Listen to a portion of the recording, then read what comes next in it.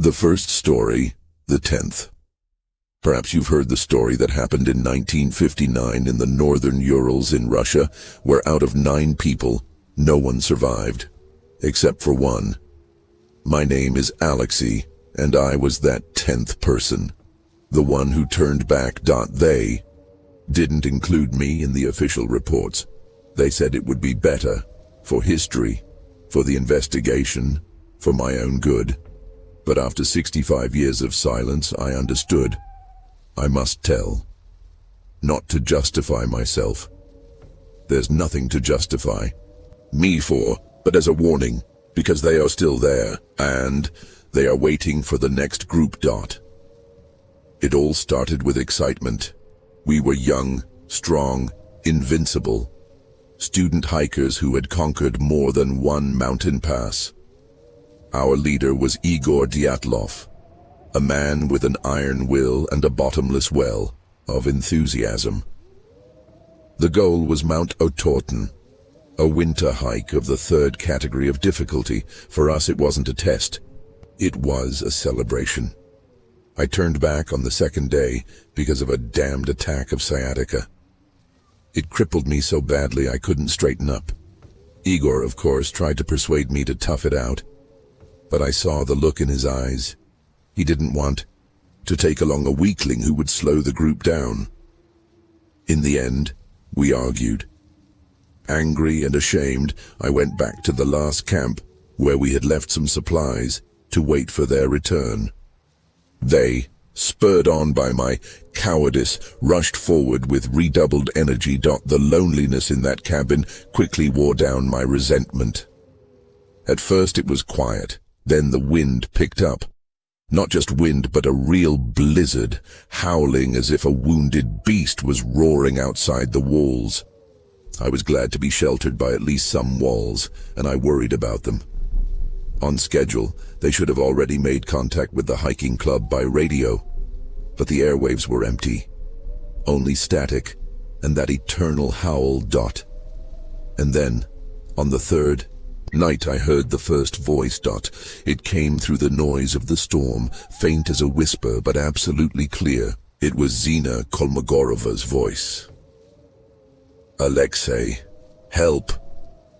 I jumped up, my heart hammering somewhere in my throat. It was impossible. They were dozens of kilometers away from me, in the deep taiga on the other side of the ridge. I ran outside, blinded by the sheet of snow, screaming her name. In response, only the lashing blows of the wind. An hour later, I heard it again. This time it was Igor's voice, but not the commanding, confident one. A voice filled with a chilling terror that made me physically sick. Cut it. Cut the tent. Run. I understood they were in trouble. Something had happened. I paced around the cabin, not knowing what to do. Going out to search alone in such a blizzard was certain death. But staying here, listening to this, it was unbearable. The peak of the nightmare came deep in the night. The wind suddenly died down. A ringing, unnatural silence fell, pressing on my eardrums. And in that silence I heard all of them. They were talking simultaneously, interrupting each other, whispering, screaming, crying, fragments of phrases, pleas, curses. Don't look. It's repeating. Why is there no face? Mama. Run. Alexei, run from here. Igor was shouting again. And then it was my voice's turn. The thing that was repeating had learned it too. I'm not a weakling. I'll come back for you. I'll save you.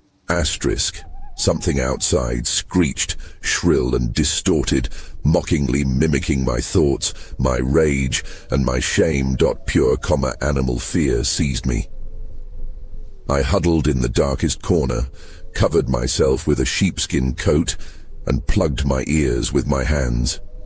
But the voices weren't coming from outside. They were sounding inside my head. They were telling me what was happening. I saw it like a movie. I saw their tent cut open from the inside. I saw them panic, running down the slope into the blizzard half-dressed. I saw them stumble and fall. I saw them being overtaken by shadows, tall, thin, flitting between the trees. They didn't walk on the snow. They glided over it. I felt the icy touch of something brushing against Lyudmila's face. I heard a crunch, not of snow, but of something else. When Rustem fell and didn't get up, I felt the all-consuming cold creeping inside, into the lungs, the heart, the brain. This wasn't just sound. It was a transmission of agony. Suddenly, everything went silent. The silence became absolute again. I sat there, not breathing, drenched in cold sweat, shaking all over. And then a single voice spoke. Clear, calm, without a single emotion. The voice of Igor Dyatlov like I'd never heard it before. Alexei, don't look for us. We didn't go anywhere. We became part of the mountain. It now looks at you with our eyes. Leave, and warn everyone. Tell them that Kolatsyakl means mountain of the dead for a reason. Tell them you must not shout here. You must not call each other by name here. Otherwise it will hear, and it will come for you. It loves to repeat. Asterisk. At dawn, not knowing what I was doing, I ran. I ran without looking back, falling, tumbling into snowdrifts with one thought, to get away. I reached the first village and lost consciousness on the doorstep of the rural council. For a month. They nursed me with herbal decoctions and treated me for mountain sickness and hallucinations due to hypothermia. Then men in civilian clothes arrived. I told them everything I saw and heard. They listened with stone faces, took notes, and in the end, the senior one, a man with tired eyes, put a hand on my shoulder. Son, he said quietly, you were alone in the cabin. You were sick. You had a fever. You imagined it. Understood? You didn't hear anything. Your friends died due to a series of tragic circumstances and a violation of safety protocols. It will be better for their families and for you. I was recognized as the sole survivor who, due to injury, didn't reach the group. My testimony was written off as shock and frostbite. But I know the truth. The snow crunched between their teeth, cold, sharp like glass. It crept under their collars, filled their mittens, blinded their eyes. But for the 9 students of the Ural Polytechnic Institute, this wasn't just cold. It was a challenge they gladly accepted. Their tent, a bright orange spot on the endless white slope of Mount Kolatsyakl, seemed to them the safest refuge in the world. Inside, it smelled of stew, wet wool, and the youth that fears nothing. Do you hear that? Igor Dyatlov suddenly raised his head, looking around at his comrades. The noise of the wind howling in the tent guylines was a familiar background, but now something else was mixed in, something alien. Everyone fell silent, listening. The whistle of the blizzard was monotonous, hypnotic, and through it, a quiet, barely audible sound, like the creak of snow under someone's foot. It's the wind rubbing stone against stone, someone said uncertainly. But the sound repeated, closer. Now it wasn't a creak, but more of a rustle, as if someone was slowly, very slowly dragging a mittened hand across the canvas of the tent from outside. Lyudmila Dubinina, the bravest of them, laughed nervously. A bear sniffing around? Go away, bear, we're not afraid of you. And immediately from outside, right against the tent fabric near her head, a sound came. Perfectly distinct and therefore chilling.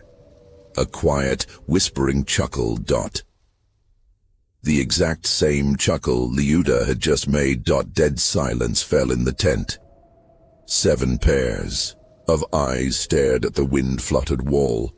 Hearts pounded, beating a rhythm of alarm. "Who's there?" Igor shouted loudly, trying to put firmness in his voice. The blizzard howled as before, and through its howl, after a short pause, came a reply. "Who's there?" a voice said. It was Igor's voice, an exact copy, but it held no questioning, intonation, no life. It was a flat, soulless caricature, a sound mimicry that made the blood freeze in their veins. "This isn't funny," Zina Kolmogorova cried, her voice breaking into a falsetto. "Guys, stop joking. This isn't funny," came the immediate response from outside. Her own voice, but filtered through an icy veil of impassivity. They froze, unable to move. There were several of them outside. They stood around the perimeter of the tent and quietly, softly, whispered their own words back at them. Fragments of phrases, exchanging them amongst themselves like children playing a game of broken telephone. Liuda's laughter was heard, Semyon's recent argument about the route, someone's muffled curse. It all merged into an eerie chorus that surrounded them, pressing in from all sides. "They're not people," Yuri Krivonishenko whispered, and his face was as white as the snow outside. They're listening to us, learning." Suddenly, the chorus fell silent. Only the howling of the storm could be heard. It seemed the nightmare had receded. Someone exhaled in relief. And then a new voice sounded, Igor's voice, but full of genuine animal terror. "Cut it!" it screamed from outside. "Cut the tent, quick! They're coming! Run, every man for himself!" It was their leader's cry, a cry of despair and a command to save themselves. Instinct worked faster than reason. The knife in Rustam Slobodin's trembling hands plunged into the canvas and ripped downward. The cold wind, carrying clouds of snow, dust, burst inside. One after another, without looking, without thinking, they scrambled out into the pitch darkness and the blizzard, exposing their unprotected bodies to the hurricane-force wind. With temperatures below -30, they ran. They ran down the slope, stumbling over stones hidden under the snow, falling, getting up again and running on, driven by all-consuming fear. Only after running about 150 meters, almost to the edge of the forest, did Zina look back. "Stop!" she shouted, but the wind tore her words away and carried them into the night. "Where is Igor? Where is Liuda? Who was shouting?" They stopped, breathing heavily, trying to understand. There were 4 of them. Her, Rustam, Yuri, and Nikolai. The others had stayed back there at the tent. Or they had never been there from the start. And then they saw them dot against the dark sky. By the slit tent stood silhouettes. Tall, unnaturally, thin, almost bipedal shadows that barely moved, barely swayed in the wind. They were hard to make out through the veil of snow, but one thing was clear: these were not their friends. One of the silhouettes slowly raised its arm, a long, too long limb, and pointed directly at them. A quiet, soul-freezing whisper came through the howl of the blizzard. It wasn't loud, but each heard it with monstrous clarity, as if the sound was born right inside their heads. "Run, run. We are already catching up." Asterisk. It was Igor's voice. Their nervous systems, already pushed to the limit, snapped. With a cry that held nothing human, they bolted downward into the darkness of the taiga forest, not choosing a path. They ran until their legs gave out, until their lungs tore from the frosty air. After a few hundred meters, they stumbled upon an old, half-buried cedar. A weak flashlight beam pulled its trunk from the darkness. "Here," Nikolai shouted, diving under the low-hanging branches first. "We'll hide." They crammed under the tree into a tight, cramped den smelling of pine needles and decay, formed by upturned roots and a blanket of snow. 3 of them, Zina, Rustam, and Yuri. Nikolai wasn't with them. He had fallen behind, or the darkness had taken him. They didn't know. They sat, huddled together, shaking from cold and terror, trying not to breathe too loudly. Outside, the wind continued to howl, but now footsteps were mixed with it again. Slow, heavy, sinking into the snow. There were several of them. Shadows slid between the trees. They weren't searching. They knew. One of the shadows stopped right at their hiding place. A long, dark limb, more like a tree branch, slid under the branches and slowly stroked Zina's cheek. The touch was burning cold, like ice.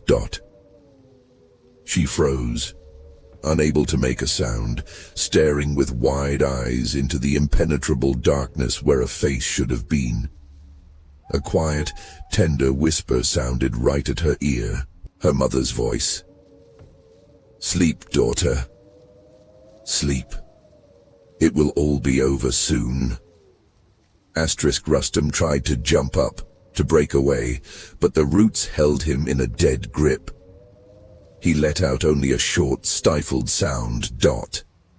And immediately, this sound was perfectly reproduced from outside, only louder, for the whole taiga to hear, a screaming, agony-filled shriek that echoed through the forest.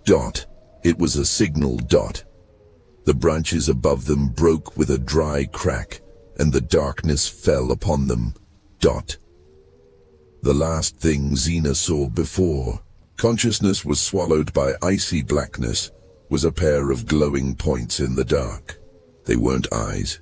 They were just holes in reality, empty, cold, and infinitely hungry. And then there was silence. A silence not even the wind dared to break. Only a faint, barely audible whisper, like the creak of snow under someone's invisible feet, repeating the same word over and over until it faded away in the distance. "Sleep, sleep, sleep." The next group of hikers who found the empty, slashed tent a week later were struck by 2 things: the complete absence of any signs of struggle around it, and the multitude of strange, deep impressions in the snow that led into the forest and nowhere led back. The prints resembled the tracks of bare human feet, but unelongated, and with too much space between the toes. And also, the silence. An oppressive, absolute silence, as if even the wind was afraid to disturb the peace of this place. But I still hear their voices at night, especially when a blizzard howls outside the window. They whisper, beg me not to tell anyone. They threaten. And the scariest thing, sometimes in my own reflection in the glass, I see not my face, but someone else's, thin, elongated features, and a mouth that opens and silently whispers my name. Exactly the way it whispered back then, in that cursed cabin. They didn't die. They remained there. And a part of me, the weakest, most cowardly part, the one that made me turn back, stayed with them. It calls me back. So, if you're planning a trip to those mountains, listen to the silence. If you hear a familiar voice in the snowstorm, don't turn around. Don't answer. It's not your friend. It quotes the mountain. It repeats. The second story, the shortcut. Don't trust trails that aren't on the map. It's not just advice. It's an incantation, a talisman earned through the suffering of those lucky enough to return. My name is Carlos, and I was one of the unlucky ones. My return was not a salvation but a reprieve. And now, looking at my shadow cast by the Spanish sun, I see that a part of me remained there, on that narrow stone ledge where a stranger led us, Sophia, and I wanted to escape the crowds on the main trail to the Montserrat monastery. We were looking for that unique shot, that feeling of superiority of the pioneers. We looked, and we found it. After hours of climbing up crumbling slopes, we realized we were lost. The stone giants of Montserrat, so majestic from below, had become a labyrinth of traps up high. The sun began to set, staining the bizarre rock formations blood red, and we couldn't find any trail markers. That quote S when we saw him. He was sitting on a rock on a small viewing platform that wasn't on our map. His gaze was fixed somewhere in the distance, beyond the horizon. He was dressed in worn but sturdy hiking clothes, and his face, weathered and etched with wrinkles, seemed carved from the same rock as the mountains around him. He didn't look scared or tired. He looked like part of the landscape. "Perdón?" Sophia called out to him, and her voice, so alive and ringing, seemed like a sacrilege in that stone silence. "We're a bit lost. How do we get back to the main trail?" The man slowly turned his head. His eyes were the most ordinary shade of brown, but they held not a drop of interest or warmth. They were the eyes of a curator, observing exhibits in a museum he long grew tired of. "The trail?" His voice was raspy, like stone grinding against stone. "The main trail is far. You won't make it before dark." My heart sank. But the stranger suddenly raised his hand, long, skinny, with gnarled fingers, and pointed towards a narrow, barely noticeable path leading deeper into the rock massif. "But there is a shortcut. I'm heading down there myself. Follow me. You'll be at the monastery in 20 minutes. His offer sounded not like a courtesy, but a statement of fact. It held no desire to help, no sympathy, only cold certainty. We, delighted, agreed. "Mistake." He walked ahead, never turning around, never checking if we were following. His gait was strange. He didn't step from foot to foot, but seemed to glide over the stones, leaving no traces. The path he led us on grew, narrower and steeper.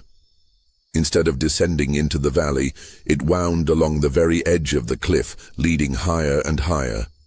The air grew thinner, and the wind whistled more insistently in our ears. "Hey." I finally couldn't take it anymore. I think we're going the wrong way. The monastery should be down below."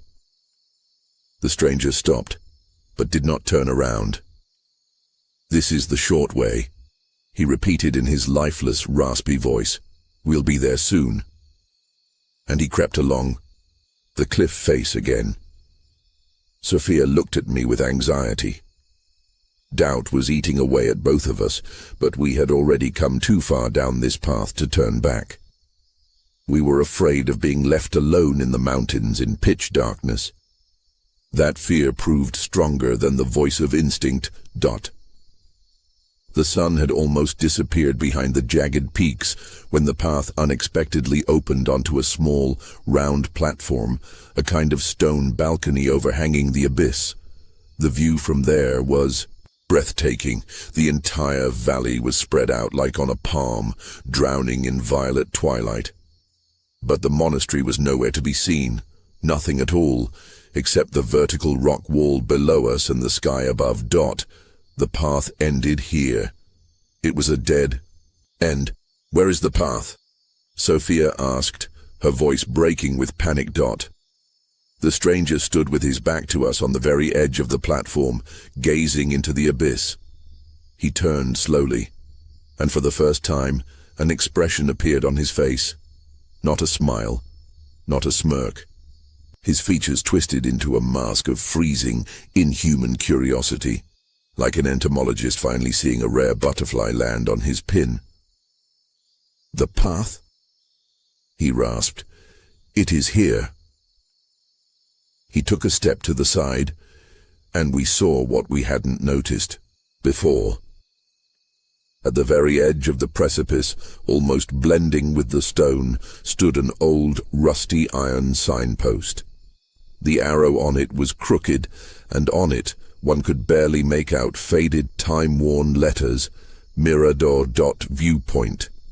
But it wasn't looking at the valley. It was turned and pointed straight into the void, into the chasm, at the bottom of which, in the gathering dusk, lay a shadow black as pitch. "This is the end of the path," the stranger said, and a note of something finally sounded in his voice, not triumph, no, rather long-awaited relief. "The shortest path." Sophia let out a stifled moan. I felt icy goosebumps run down my back. We were trapped. "Who are you?" I exhaled, stepping back from the edge and shielding Sophia. He looked at me, and his eyes seemed to absorb the last light of the faded day, becoming two black, bottomless holes. "I am the signpost," he said simply. "I show the way to those who seek it. You were looking for a shortcut. I showed it to you." He took a step towards us. Not a human step. It was a smooth, sliding movement, as if his feet didn't touch the stone. The wind blowing from the abyss below howled louder, and I thought I heard familiar sounds slipping into its wail. Fragments of other people's conversations, laughter, someone's muffled screams, as if the abyss itself below was repeating the voices of everyone who had ever stood on this edge. "No!" Sophia screamed and lunged back towards the path. But the path was gone. Where a second ago there was a narrow passage between the rocks, now gaped a smooth, wind-polished stone wall. We were in a trap. On a tiny piece of rock overhanging a kilometer of emptiness, with this thing. It took another step closer. Now it didn't smell of dust and sweat, but of cold stone and the age-old dampness of deep caves. "Do not be afraid," it rasped. "The view from here is the best, especially when you fall. It is so liberating." It stretched out its long, bony hand towards Sophia, not to grab, just to point into the abyss. I don't remember what happened next. I only remember animal terror, Sophia's scream, and a blinding flash of rage. I lunged forward without thinking, with one goal: to push this creature into the abyss it had pointed out to us. But my hands passed through it. Instead of flesh and bones under the jacket, there was emptiness, cold air, and the sensation of damp sand crumbling between my fingers. I flew through it, and meeting no resistance, lost my balance. The edge of the platform, emptiness under my feet. The last thing I saw before instinct made me clutch the edge of the rock was Sophia's back, pressed against the stone wall, and this thing standing before her. It wasn't looking at me. It was looking at her. And its raspy voice, now sounding like the rustle of dried leaves, said, "Look. Look how he flies. That is the short way." Then her heart-rending scream came, and the sound of falling stones. I don't know how I survived. I hung on the rock, clinging with my fingers, bleeding, and above me I heard only the howling of the wind. When rescuers from the monastery found me several hours later, alerted by the alarm, I was semi-conscious. Sophia was nowhere to be found. They searched for a week. They found her backpack in one of the crevices far below the official trails. Its straps had been neatly cut. The local sheriff shrugged. Another tragedy of inexperienced tourists who disobeyed the rules. The mountains do not forgive mistakes. But I know the truth. I walked those trails afterwards in the light of day with a team of rescuers. We found neither that platform nor that signpost. The rocks in that area form a solid, impassable monolith. Sometimes, wandering the busy tourist paths of Montserrat, I see him. In the crowd, he stands slightly apart, in that same worn jacket, and watches those who linger over a map, those who look around for a more interesting path. And I see a pair of enthusiastic Germans, or a lone Japanese man with an expensive camera approach. Him. And he slowly raises his hand and points away from the route to where a path promising lies gapes among the rocks. And I can't say anything.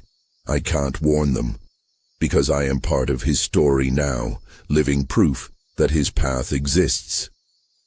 My silence is the price for not following his direction to the end. So, if you find yourself in the mountains of Catalonia and meet a silent, weathered traveler offering a shortcut, run. Run without looking back, towards the crowd, the noise, the well-trodden paths. Because he is not a guide, he is the signpost, and his arrow only ever points one way, to the abyss. The third story, the silent queue. We all know that feeling of mild contempt for those who pay insane amounts of money for a package ascent of Everest. We climbers called them clients, rich dilettantes on a Sherpa's leash. I was one such guide. I believed that experience, ice axes and money could buy safety. I believed the greatest dangers on the mountain were the elements and human stupidity. I was wrong. The greatest danger is silence, and a queue that doesn't move. That season was abnormally crowded. On the southern ridge, above the last camp, the South Col, a traffic jam had formed.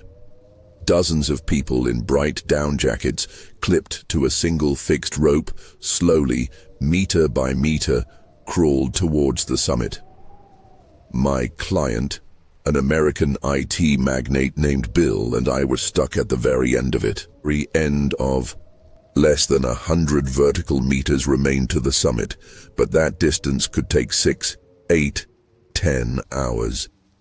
We were hanging on the wall of the world, a 5-kilometer abyss beneath us, and the air was so thin that our brains swam from oxygen starvation, even with masks.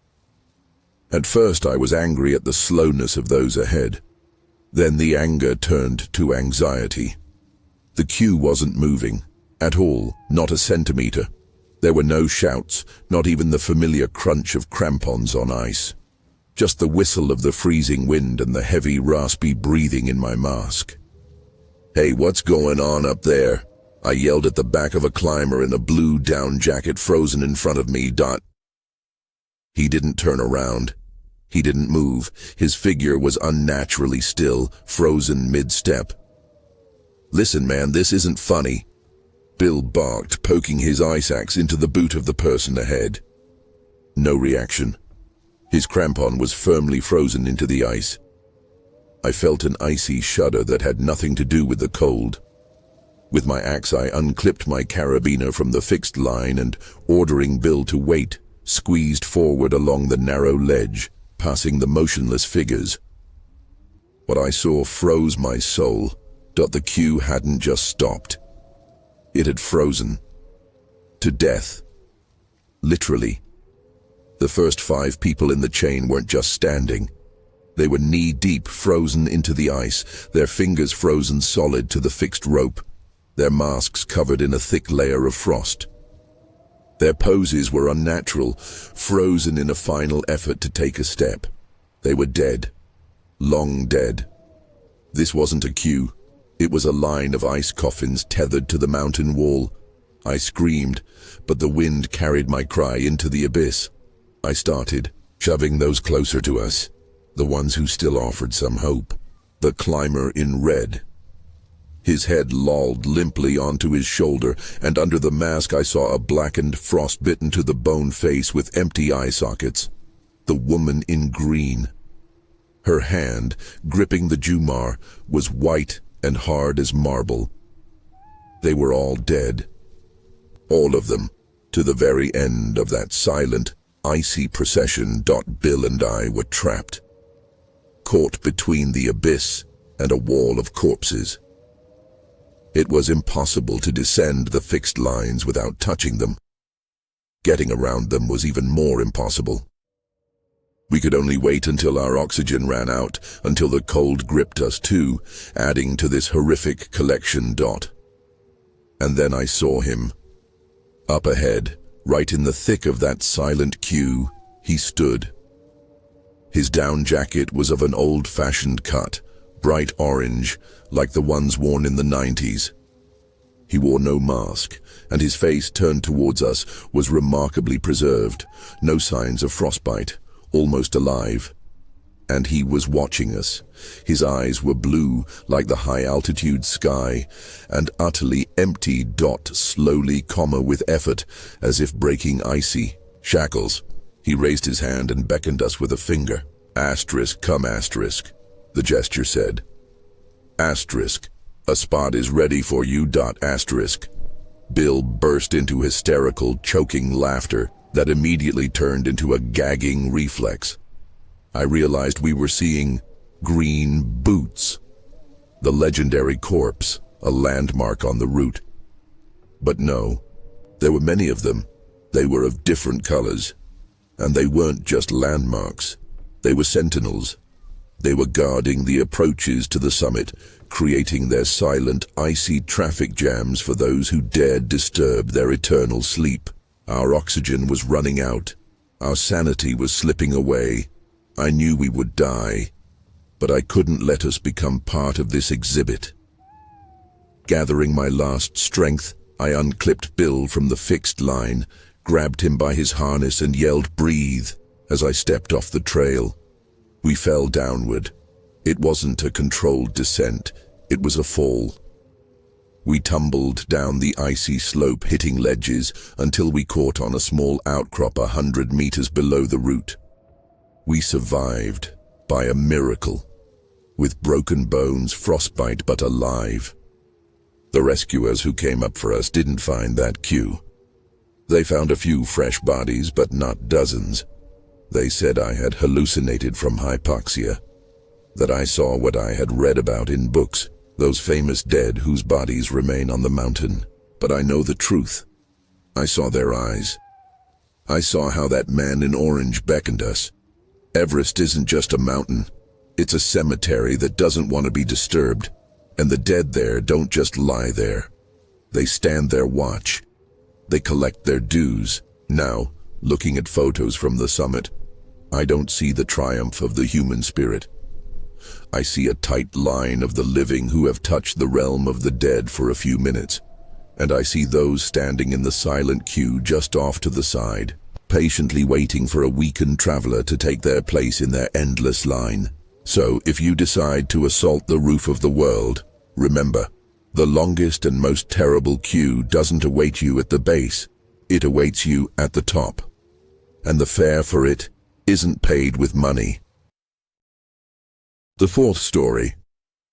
The voice in the fog. American parks aren't just about grills, campers, and families with kids. They are also vast, wild territories where civilization only reaches with the tips of its fingers in the form of a laid trail and a warning sign. I worked as a ranger in the Great Smoky Mountains for 10 years and thought I knew every sound of this forest, knew its breath. I was wrong. The forest knows how to speak, and it masterfully mimics the voices of those it wants to lure deeper. Fog in the mountains is a common thing. It rolls in suddenly, thick as milk, erasing first the distant peaks, then the nearby trees from reality, until you're left alone in a small white bubble where you can only hear your own heartbeat. It was in such a fog that a group of 3 students got lost. They had fallen behind the main tour group, strayed from the Appalachian Trail for a cool shot, and were swallowed by the white gloom. I coordinated the search. First 24 hours, nothing. On the second day, we found one. His name was Jake. He was squatting under a giant tulip tree, hugging his knees and shaking uncontrollably. He was conscious, but his gaze was empty and turned inward. He didn't answer questions, just shook his head and quietly, on a single exhale, repeated, "It spoke with her voice. It spoke with her voice." We sent him to the hospital, and we ourselves, tied together with a rope to avoid getting lost, continued the search in the epicenter of the fog. A deep, damp hollow that the Cherokee Indians called the Valley of Whispering Spirits. That's where we heard it. At first it was a barely distinguishable cry, a female voice. "Help! Somebody!" came through the veil, distorted, muffled, but utterly real. Adrenaline shot through my head. We rushed towards the sound, stumbling over roots, slipping down steep slopes. The voice would get closer, then farther away, always ahead, always out of reach. "Sarah!" I shouted. "Sarah, we're coming. Give us another sound." "I'm here." It immediately responded, closer now, full of hope and fear. "I'm here, please hurry." We ran for another 15 minutes until we burst onto the bank of a shallow but turbulent stream. And then the voice fell silent. The fog around was so thick I could barely see my partner standing 2 meters away. We froze, listening. Only the sound of water dot, and then it sounded again, right behind my back, quiet, tender, penetrating, the voice of my late wife Allison, who died of cancer 5 years ago.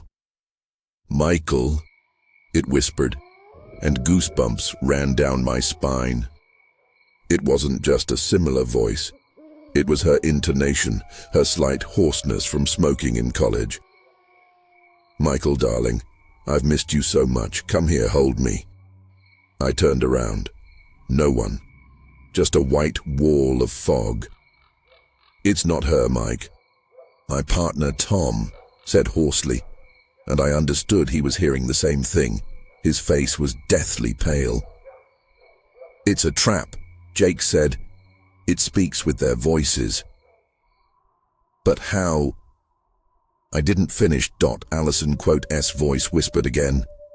Now, with a hint of hurt, "You're not afraid of me, are you, Mike? After all we've been through?" "I'm lost. I'm so cold. Just follow my voice. We'll be together." And it sounded again, ahead now, beyond the stream. Beckoning, loving, real. Something in my brain, something ancient and powerful, strained forward, screaming that it was possible, that it was a miracle. My mind clung to reality, but my heart was being torn apart. "Don't listen," Tom hissed, grabbing my sleeve. "They're not people. It's the hunger." And at that moment, a new voice came from the other side, a child's, crying. Tom's son, little Benji, who was with his grandmother 100 miles away. "Daddy, Daddy, I'm scared. Where are you? Come get me." Tom gasped, as if punched in the gut. His hand, gripping my sleeve, went slack. An unbearable struggle was visible in his eyes. "He can't be here," he groaned. "He can't. Daddy, it's dark here." And the voice sobbed, and the sound was so lifelike that I took an involuntary step forward. "Help me." And then Tom broke. With a cry of, "I'm coming, son," he lunged forward into the fog towards the stream. I tried to grab him, but only brushed his jacket. He disappeared into the milky veil in a second. "Tom, come back." "It's not him," I yelled, but the fog absorbed my voice. In response, Allison's voice laughed. Now there was no tenderness, no sadness in it. Only an icy, ancient mockery. "Too late, Ranger. He's with us now. Your turn. Don't you want to join us? We're all here. And Allison, and Tom, and little Benji. Everyone's waiting." The voices grew, surrounding me. Now there were dozens of them. My wife, Tom, his son, those missing students. They all spoke at once, calling, crying, laughing, whispering promises from the white gloom. They sounded from all sides, driving me insane, pulling the will out of me like pincers. I plugged my ears with my hands, fell to my knees in the icy water of the stream, and screamed to drown them out. I screamed until my throat was raw, and, suddenly, there was silence. The fog began to disperse slowly, reluctantly. Sunbeams broke through the veil, illuminating the tree trunks. I was sitting in the middle of the stream, alone, soaked and shaking. There was no wind, no voices either. We never found Tom or the other two students. The official version is an accident, a fall into the river, bodies carried away by the current. But I know the truth. I heard it. Sometimes, especially on foggy days when the white shroud covers the valley, I go out on the porch of my cabin and listen. And I think I hear a whisper in the distance, a child's laughter, or someone's name. The forest is hungry. It remembers every voice that has ever sounded under its canopy, and it knows how to use them. It knows your innermost secrets, your greatest pain, and your brightest love. And when the fog descends on the Smokies, it opens its mouth and begins to call. If you find yourself in the fog and hear the voice of a loved one calling for help, run. Run as far as you can and shout as loud as you can to drown it out. Because it's not your loved one speaking. It's the forest. And it's not calling for help. It's calling you to dinner. The fifth story, the whisper of stones. Glaciers aren't receding. They are retreating, and that's not a metaphor. It's the slow, relentless opening of a giant morgue stretched out over decades. For people like me, glaciologists, it's a gold rush. Every season is a new chance to find something incredible preserved in the ice for thousands of years. We are the scavengers of history, and we get paid to pull teeth from the past. We never stop to think that the past might have fangs. That season in the Swiss Alps was unusual from the very start. The air was strangely thick and quiet, as if the mountains were holding their breath. Even the birds weren't singing. Our camp was pitched on the tongue of the Schwarzeböd Glacier, which had crawled upwards, exposing rock that hadn't seen the sun since the Little Ice Age. The intern, Johann, found him first. His scream wasn't a shout of delight, but a cry of pure animal terror. We ran to the edge of the crevasse, and a chill settled in my gut. He wasn't just sitting propped against the rock. He was watching. His eyes, desiccated and sunken beneath half-closed lids, seemed made of dark obsidian. They were wide open and staring right at us, full of silent reproach. His skin, dark and wrinkled like old parchment, stretched perfectly over his skull and skeleton. One hand clutched the handle of a copper axe, the other was stretched out, its skeletal fingers curled into a strange, twisted gesture, somewhere between a threat and an invitation. He didn't seem dead, but caught in a moment of extreme tension, frozen in an eternal scream that no one heard. We called him the Keeper. The atmosphere in the camp changed instantly. The joy of discovery was replaced by an oppressive, funereal solemnity. We cordoned off the perimeter, set up a tent over the find, but the feeling that we had opened a tomb never left us.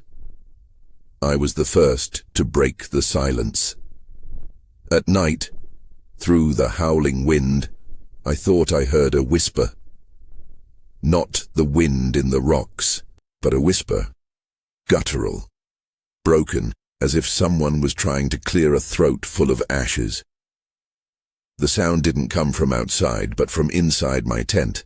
I jumped up, grabbed a flashlight, but I was alone. In the morning, I stayed silent, blaming it on exhaustion. But at breakfast, our linguist, Anna, pale and with trembling hands, asked if I had heard strange sounds. We had the same look, the look of people who had seen the same nightmare. From that moment, everything went downhill. The equipment began to fail en masse. Satellite phones picked up only white noise, in which, at full volume, you could just make out those same whispering sounds. Fully charged batteries drained to zero in minutes. An action camera left near the body overnight was filled with footage of nothing but thick, almost liquid darkness and a faint rhythmic grinding, like the grinding of teeth. But the worst was what was happening to us. The whisper in our heads became more insistent. It was learning. From a stream of incoherent sounds, fragments of asterisk, our asterisk thoughts began to emerge. Words in English, German, French, torn from their context. It stole them, like a crow stealing shiny objects, and wove them into its horrifying narrative. Cold, so cold. Asterisk echoed in my temples as I drank hot coffee. Dark. Underground. Under the ice. Asterisk whispered when I looked at the starry sky. Give back my body.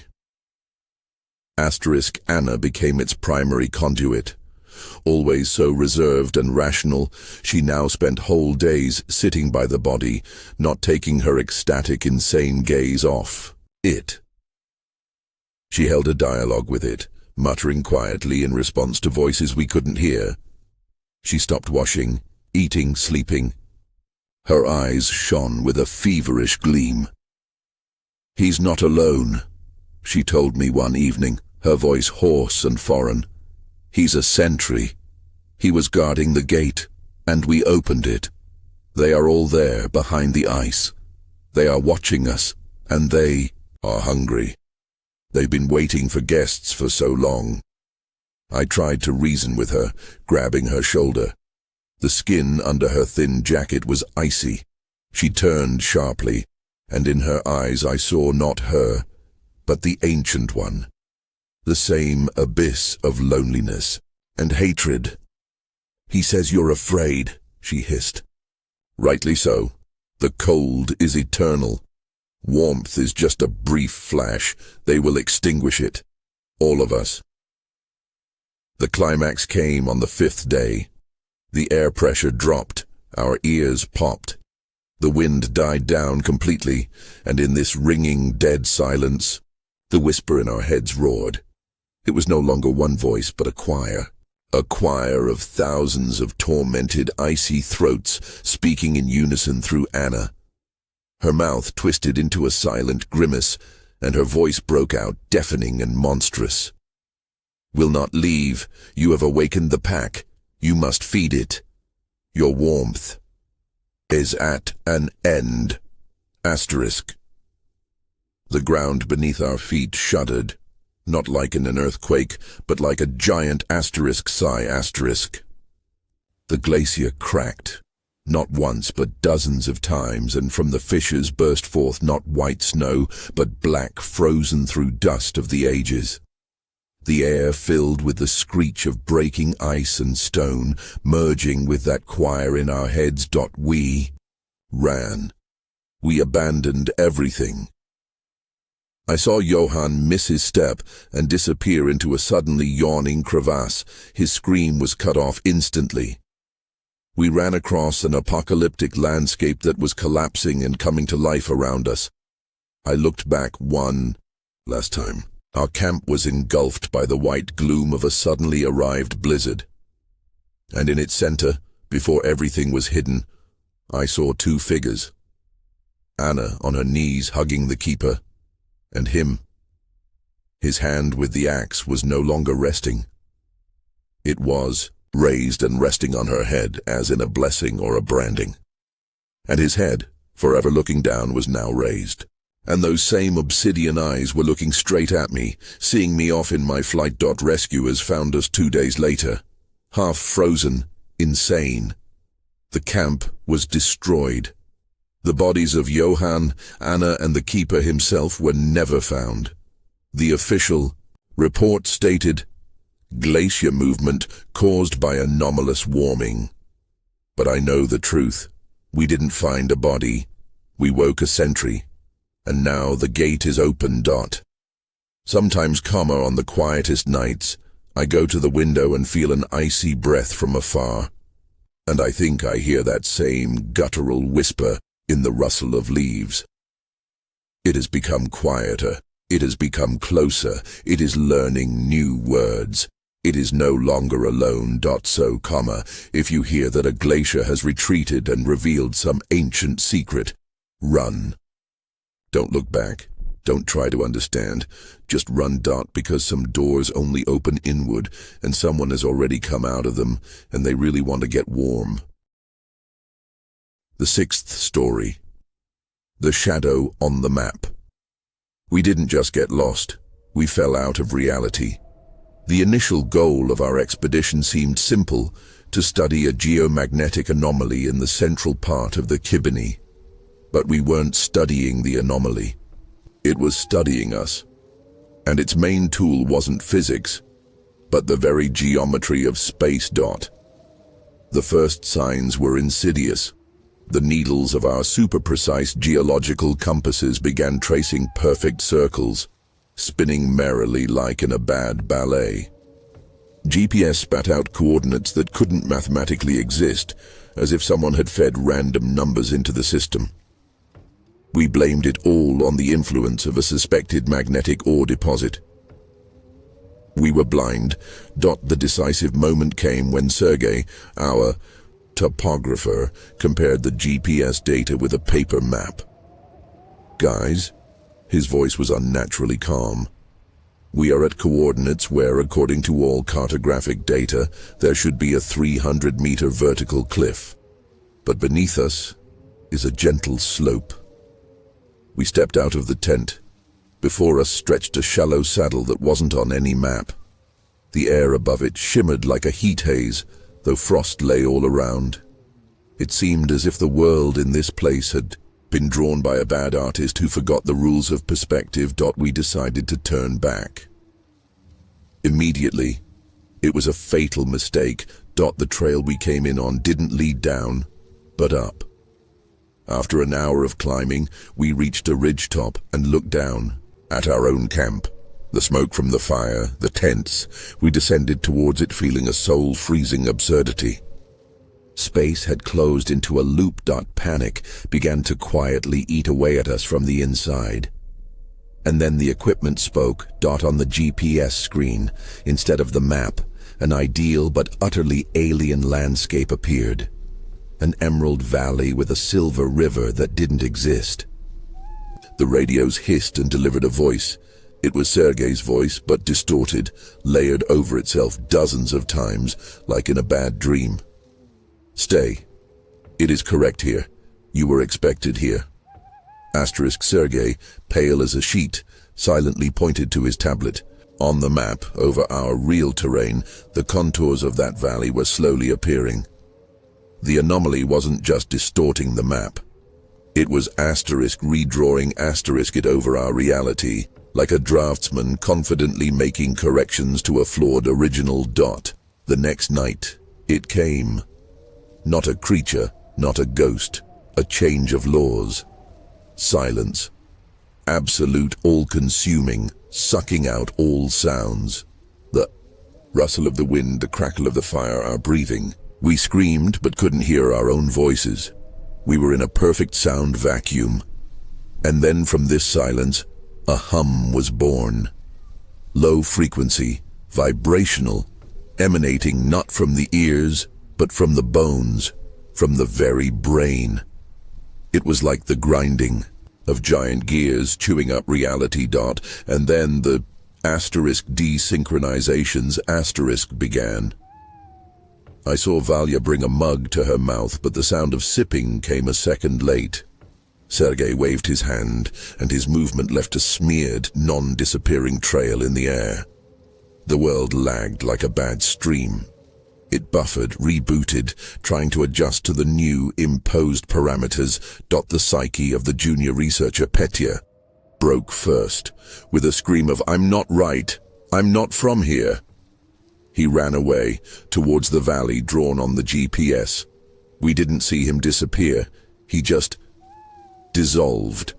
First his outline swam, became transparent, and then he was absorbed by a whitish haze rising from the ground. A minute later there was no one there, only perfectly even, unnaturally green moss that hadn't been there a second before. Sergei, Valya, and I, grabbing only emergency backpacks, rushed in the opposite direction. We ran, not choosing a path, falling, scrambling. Sergei's compass spun wildly, and then its needle suddenly froze, pointing somewhere to the side, towards a solid rock massif. "It found a new north," Sergei screamed. "It reassigned the pole. It's leading us to its center." We ran into a rock face, a dead end. We turned around. The landscape behind us was different. A familiar peak was gone. Two new ones, sharp as fangs, had appeared in its place. The terrain was changing in real time, adjusting to the new map.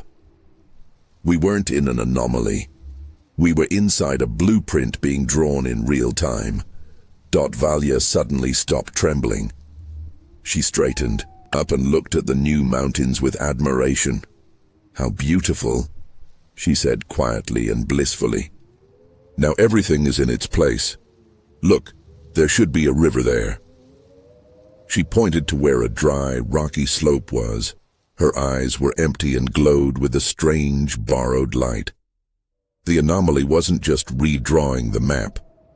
It was rewriting the consciousness of those trapped in it, tailoring it to the new landscape. Valya had become the first citizen of this new world. Sergei, with a wild cry, tried to shake her. His hand passed through her shoulder. He felt neither flesh nor bone. His fingers sank into something viscous and cold, like thick fog. Valya turned and smiled, an empty, inhuman smile at him. "Don't resist," said her voice, and in it sounded thousands of other voices.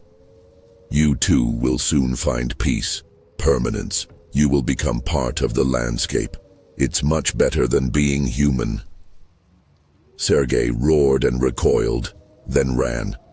I followed him. We didn't see where we were running. We were running from a horror that was not around us, but inside the very logic of the universe. His scream was cut off suddenly. I turned around. He was gone. In the place where he had just been stood a rock. No, not a rock.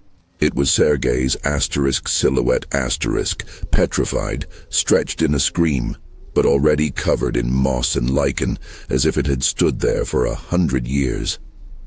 The anomaly didn't kill. It archived.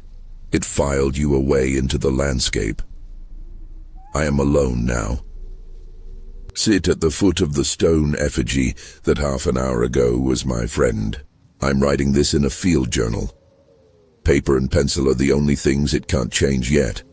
My watch shows 12 o'clock, then 87, 14, then suddenly starts counting time backward. I look at my hands. The skin on them seems blurry. I can barely feel my fingers. The surrounding rocks are slowly changing their outlines, creeping closer to me. They are becoming more correct, more geometrical. I feel my own fear beginning to subside, replaced by a strange, cold curiosity. I suddenly wonder what that river Valya talked about will look like. This is the last entry from the person I was. The anomaly doesn't want to destroy us. It wants to optimize us, remove errors, bring us into compliance with the new design. The most terrible thing is not to die. The most terrible thing is to remain, to become an eternal, unchanging, and utterly empty element of the landscape. A new north for the next batch of lost ones. They warned. In the Kibini, there are places where compasses go crazy. They were wrong. It's not the compass that goes crazy. Reality itself goes crazy. And its madness is perfect, geometrical, and relentless. It is not evil. It is simply other, and it wants everything around to become just as other. So if your map starts lying, don't try to understand it. Burn it. Run without looking back, because you are not dealing with a magnetic storm. You are dealing with a designer, and the designer always knows better where the river should be, or the mountain, or your own petrified effigy.